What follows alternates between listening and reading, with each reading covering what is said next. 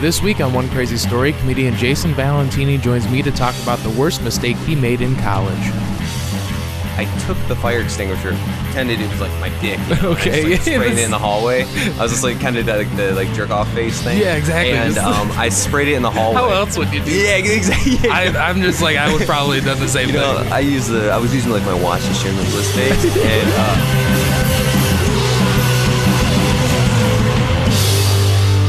so this was like in 2011. I went to Ferris State out in Big Rapids.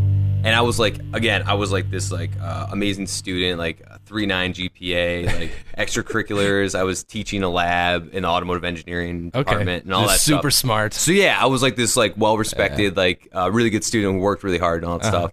And then I lived on like on-campus apartments with a couple of my roommates, just a couple friends. And one night we had a few drinks, but this was like, I say that as like a safety net, like because it's like, why'd you make a bad decision because we were drinking? There was, but to be honest, involved. it was like 5 hours later, and I had like 3 beers. So like I was totally in the right mind. You were pretty sober by the time this happened. This was totally sober, but I just like I was drunk on like attention because like my roommates they thought I was like very funny, and I love that. That's where I started to be like, oh, I like to like entertain people, or like I like to make people laugh, and my roommates like validated that all the time. So we were just laughing a lot, and then I thought it'd be funny to take the fire extinguisher out of our kitchen and just like spray it in the hallway. Right. So these are brand new apartment complexes, so they have like a lot of technology in them. So I took the fire extinguisher.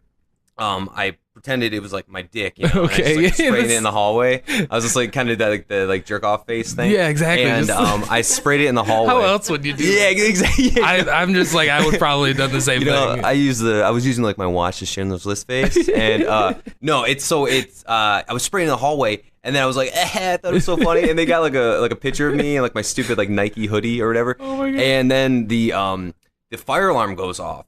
Because this is a brand new building, it's so like triggered something. Oh yeah, when you spray it, the smoke detectors they can detect the chemicals or whatever is the fire extinguisher. I didn't know that existed. And that's pretty sweet. Yeah, kinda. I talked to my dad about it because he's a contractor and stuff, and a construction guy. And so they do that for safety, like on schools. So the alarms went off. The place went crazy, lights and alarms, and the whole building got evacuated. And then I sprayed in the hallway and in my room, and there was just a cloud of white everywhere. So there's no way to go, wasn't me, right? And they so we got scared, and then we just ran like into the car, went across campus to like my friend's place, and then we stayed there. And a friend of mine, Sam, she called us up, and she's like, what did you guys do? There's 3 cop cars and 2 fire trucks here. Oh, no. And I was like, that's when your stomach just drops. Yeah, because you're like, shit, I'm in trouble. And like, this is real trouble. It's not real. Like my dad's coming here to yell at me. Exactly, this is like exactly what real it was. trouble. And I was like, and I've never experienced anything like that. So I was like really nervous, and I felt like an asshole. So I actually just told my buddy to like just drive me back there. I'm just gonna tell them. They know they're gonna find me. It's like at least I wasn't that type of kid that was just like, you know, wasn't me. You know, I'm gonna born identity this shit. Like they're gonna find me. So I went back. My name's on the lease. Yeah, exactly. I got like I had some like Valentini motor car thing I did in high school in like graphic design class, like on like in my bedroom. Okay. Like they know it's me, you know. So I went back and I just told the cop, I was just like, hey, this was me. I apologize. Like I didn't know this would evacuate the whole building. And then this was like 1:30 in the morning, and the guy was like cold, and he was just like, do you know what you did? He's like, you put everybody's life at danger. This is how dramatic it was, because Big Rapids, small town. Right. So he's like, you put everybody's life in danger because this chemical is so bad for your lungs. And I'm like, dude, why is it in my kitchen? Yeah, why is it for burnt toast?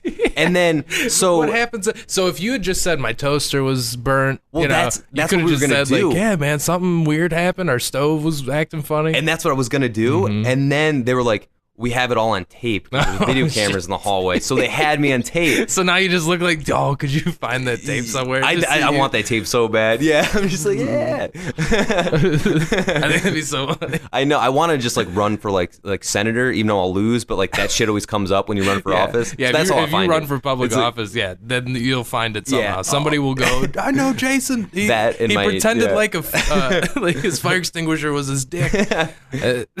I would vote for you just I'd solely on that. The college demographic. Yeah, definitely. I mean, especially, you'd win, fair state for sure. Yeah. Oh, totally. Bulldogs. I get all 13,000 of those votes. Yeah. But so yeah, he was super intense, and then they had me sit there for 4 hours while they cleaned up, and so there was like this white particulate matter like everywhere in my apartment. So this is what they did. They said, you can't have any of this stuff on any of your things because it's like toxic or whatever. They're being so dramatic. So so it was all over my living room and bedroom and hallway. No joke. I went and I stayed at my friend Sam's. I had to crash on her couch, her and her roommate's couch, because I know where to stay, because they're like, you can't go in your room, it's too dangerous. Damn. I was there till like 4:30 before they let me leave, and then I went over to her and her roommate's place, crashed on the couch, and come back the next morning, like 9 a.m. No joke, all my stuff in my bedroom, they were just being dicks, in garbage bags. And it was just covered. They were like, we have to go and clean everything off and whatever. It was just all in garbage bags, and my room was just like a mess. Yeah. So then that happened, and they said, we're going to be getting in touch with you. This is a felony. We're going to be kicking you out of school for this. Jesus. And you're going to be arrested for this, and you could get jail time. Super dramatic. Like, I think they were trying to make an example out of me, and it did scare me. So they left, and I cleaned everything up. I told my parents. I was like, oh my God, they said they're going to kick me out of school, and I was really nervous. What'd your parents say initially? Were they just like, I can't believe you? Or were they kind of like, that's kind of funny? They actually, they were cooler than I thought, because I called them at like 5 a.m. that day, when it happened, right after like the cops let me go, and they were all nervous and like a little bit upset, but they were actually really mad about how much they overreacted. Yeah. And my dad was just like, don't tell him anything, like get a lawyer, whatever. Yeah. We'll take care of this. Like, he wasn't happy with me, but he also knew like, okay, I was an idiot. It was dumb. Yeah. But it's and like, you were I didn't being hurt an anybody, idiot. and like I do feel if bad. That's the worst thing you've done. It is. That's not that bad. Yeah, it's not that bad. And like I made the building get evacuated at like 2 a.m, and it was like February. Like that sucks. That's a dickhead thing to do, because it was so cold. But whatever. Did it really have to be evacuated though? No, That's what kind of bothers me about this. So it's just doesn't like, that make you nervous ever using a fire extinguisher? Yeah, like, I'm never gonna touch that thing now. Yeah, and I was just like, let's let this burn. I'd rather get insurance money than a felony charge. Exactly. At least my shit will be paid for. Yeah, it's not in garbage bags. It'll be brand new.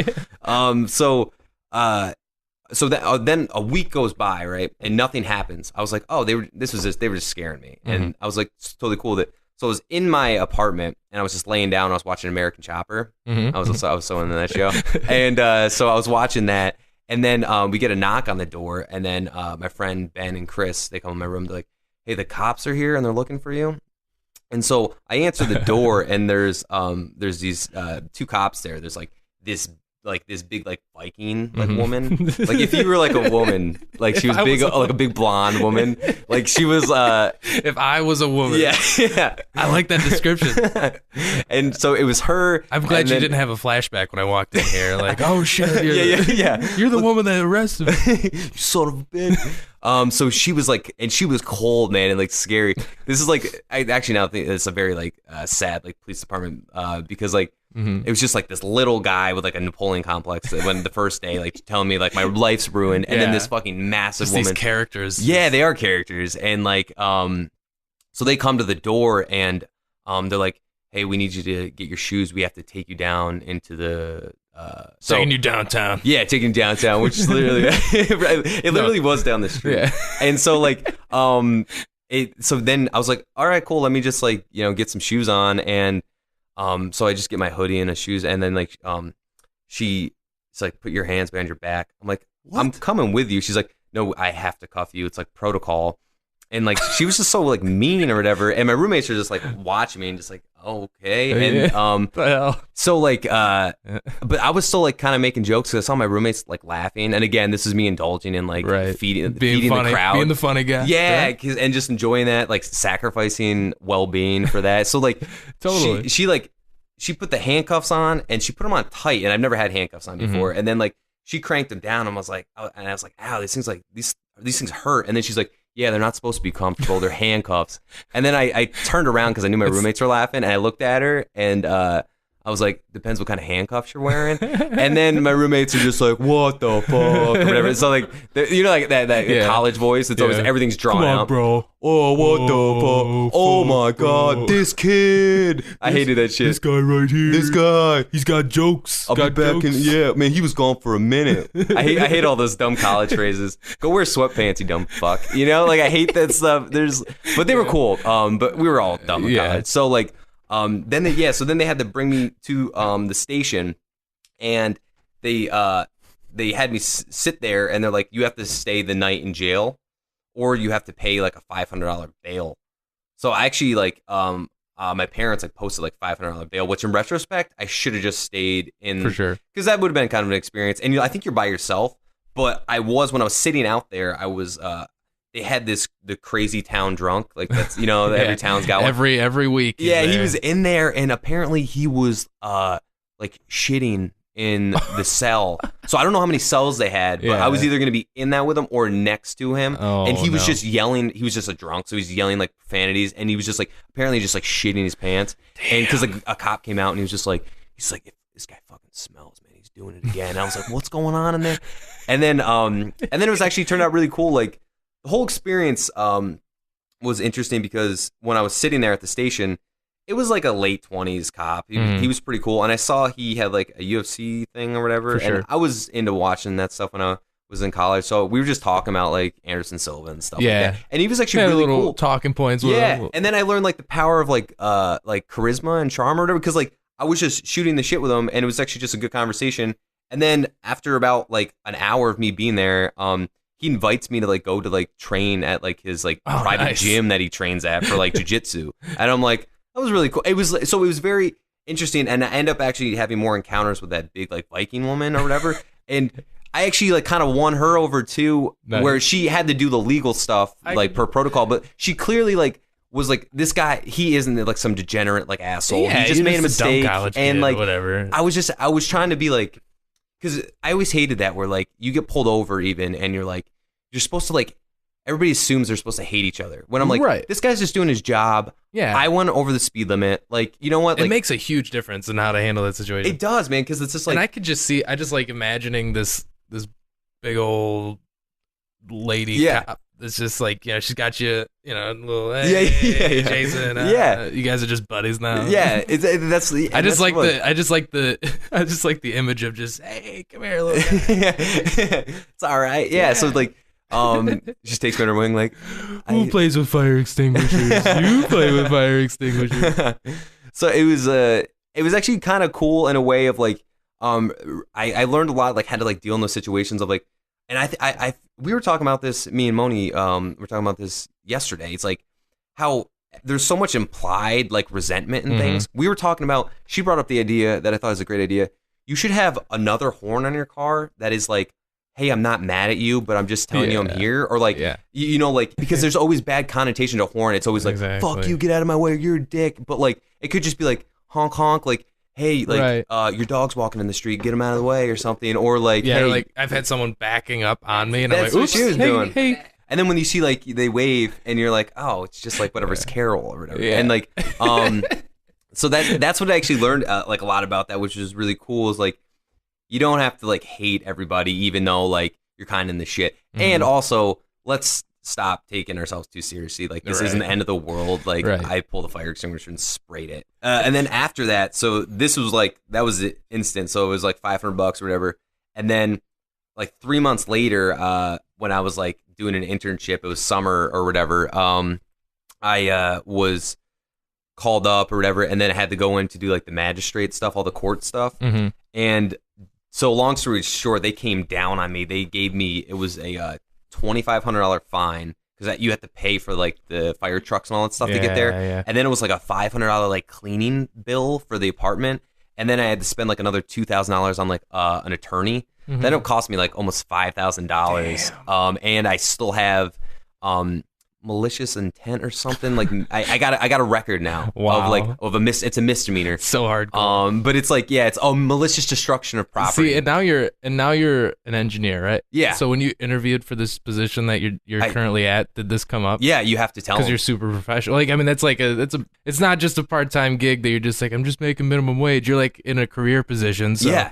So they're probably like, what happened here? And they do the background checks. It's like you might as well put it on the paper before they find out. Because then you look like an ass because you're lying about it. Like that's illegal. It is, yeah. And it's like also like malicious destruction of property. That sounds really bad. That sounds like I had like an ex-girlfriend that I like beat the shit out of her car or something. Like that's what it's, or I threw like a garbage can through a window. Retaliation of but I was like, sort. You pulled a fire extinguisher like to make your friends laugh. Like that's malicious. Like that's kind of innocent, you know. But whatever. So I told them, but they were cool with it, and like I mean, it's not hurting my life. And then like I still get those like fire extinguisher joke or whatever. Like because guys I work with actually are from Ferris as well. Okay. So they're like, when there's a fire extinguisher, like keep Jay away from that thing. I'm like, whatever. Yeah, hide that from Jason. Yeah, I just need to get more dirt on them. Yeah, like, I'm sure they got some. Dude, yeah, so I need their story. It was just one of those moments where I was just like, when I was sitting there and there's like firemen and policemen everywhere, and I'm just like,